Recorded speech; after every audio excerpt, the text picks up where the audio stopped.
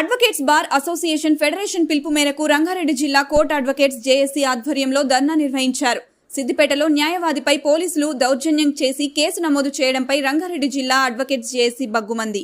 ఓ case విషయంలో police స్టేషన్కు వెళ్లి బెయిల్ పేపర్ చూపించిన న్యాయవాదిపై దాడికి పాల్పడిన పోలీస్ అధికారిపై చర్యలు తీసుకోవాలని కోరారు. ఈ రోజే కొత్తగా నియామకమైనటువంటి డీజీపీ గారికి తెలంగాణ ఫెడరేషన్ న్యాయవాదుల తరపున ఒక విజ్ఞప్తి చేస్తున్నాం. ఎవరైతే నిన్న ఉమారెడ్డి న్యాయవాది మీద చేసిండో ఆయన హిస్టరీ మొత్తం కూడా మీరు తెప్పించుకోవాలి. ఆయన ఒక పచ్చి తాగుబోతులాగా వ్యవహరించిండు పోలీస్ స్టేషన్లో, ఒక పోలీస్ ఆఫీసర్ లాగా కాకుండా. కాబట్టి ఆయన యొక్క చరిత్ర మీద ఎంక్వైరీ చేసి ఇమీడియట్గా సస్పెండ్ చేయాలి, పర్మనెంట్ సస్పెండ్ చేయాలి అని చెప్పి న్యాయవాదులుగా మేము డిమాండ్ చేస్తున్నాం.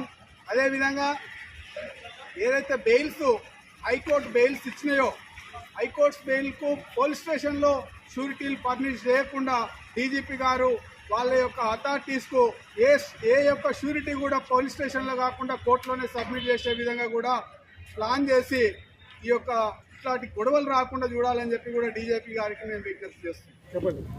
నేను కొండలరెడ్డి, రంగారెడ్డి జిల్లా బార్ అసోసియేషన్ ప్రెసిడెంట్, అలాగే federation of bar associations of the Telangana state president కూడా.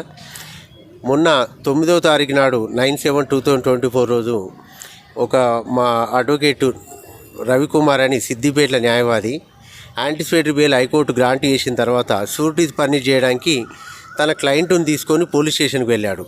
2 town police station of Siddipet. అక్కడ ఏఎస్ఐ గారు వాళ్ళని కూర్చోబెట్టి 2-3 అవర్స్ కూర్చోబెట్టిన తర్వాత హాస్పిటల్ తీసుకెళ్ళాడు. హాస్పిటల్కి ఎందుకంటే మీకు మెడికల్ చెకప్ చేయాలన్నాడు. యాంటిసిపేటరీ బెయిల్ ఇచ్చిన తర్వాత మెడికల్ చెకప్ అనేది ఉండదు. ఆయన వాంటెడ్లీ ఏంటంటే యాంటిసిపేటరీ బెయిల్ ఆర్డర్ను కూడా ధిక్కరించి ఏదో ఫాల్స్ కేసు పెట్టి రిమాండ్ చేద్దామనే ప్రయత్నంలో ఆయన చేసాడు. ఆ విధానాన్ని అడ్డుకునే మా న్యాయవాది సిద్దిపేటలో రవికుమార్ అని అతను వీడియో రికార్డింగ్ చేస్తుంటే ఆ ఫోన్ను తీసుకొని కింద పగలగొట్టేసి అక్యూజ్డ్ను న్యాయవాదిని ఇద్దరిని కూడా పోలీస్ అతను చేయి వేసుకున్నాడు ఏఎస్ఐ గారు.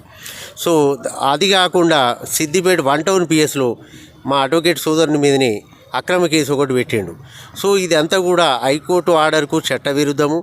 అలాగే ఈ ఏఎస్ఐ ఎవరైతే ఉన్నారో ఆయన చేయి చేసుకునడం అంటే మా న్యాయవాది మీద హైకోర్టు ఆర్డర్ ఉన్న తర్వాత కూడా ఇది చట్టవిరుద్ధము. ఆయన అంటే వాళ్ళ చట్టాన్ని, వాళ్ళ దగ్గర ఉన్న పవర్ని ఏదైతుందో పోలీసు వాళ్ళు తీసుకొని ఒక క్లయింట్ను అలాగే మా న్యాయవాద సోదరుని కొట్టినందుకు నిరసనగా ఇవాళ తెలంగాణ వ్యాప్తంగా, రాష్ట్ర వ్యాప్తంగా అన్ని బార్ అసోసియేషన్లు కూడా బంద్కు పిలుపునిచ్చినాము.